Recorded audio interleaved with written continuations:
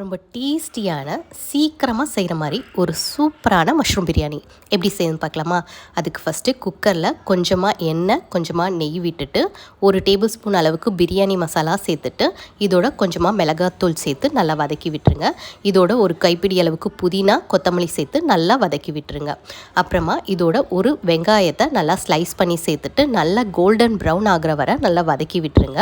இதோட 1 table spoon அளவுக்கு இஞ்சி பூண்டு பேஸ்ட், காரத்துக்கேற்ப பச்சை மிளகாய் சேர்த்து நல்லா வதக்கி விட்டுருங்க. இதோட கட் பண்ண மஷ்ரூமும் கொஞ்சமாக தக்காளி தயிர் சேர்த்து நல்லா கலந்து விட்டுருங்க.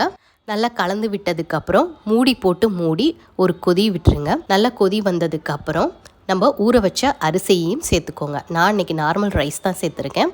அரிசியை சேர்த்து நல்லா எல்லாம் ஒன்றா பைண்ட் ஆகிற மாதிரி நல்லா கலந்து விட்டுருங்க.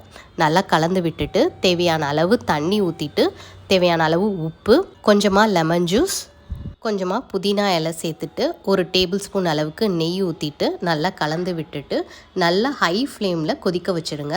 அரிசி தண்ணி எல்லாம் ஒரு லெவலாக வந்ததுக்கப்புறம் அடுப்பை லோ ஃப்ளேமில் வச்சு மூடி ஒரு 10 மினிட்ஸுக்கு விசில் போட்டு அப்படியே விட்டுருங்க. 10 மினிட்ஸ்க்கு அப்புறம் அடுப்பை ஆஃப் பண்ணிவிட்டு விசில் அடங்கினதுக்கப்புறம் பார்த்தீங்கன்னா சூப்பரான ரொம்ப டேஸ்டியான மஷ்ரூம் பிரியாணி ரெடி. கண்டிப்பாக அந்த ரெசிபியை நீங்களும் ட்ரை பண்ணி பாருங்கள். தேங்க்யூ ஃபார் வாட்சிங்.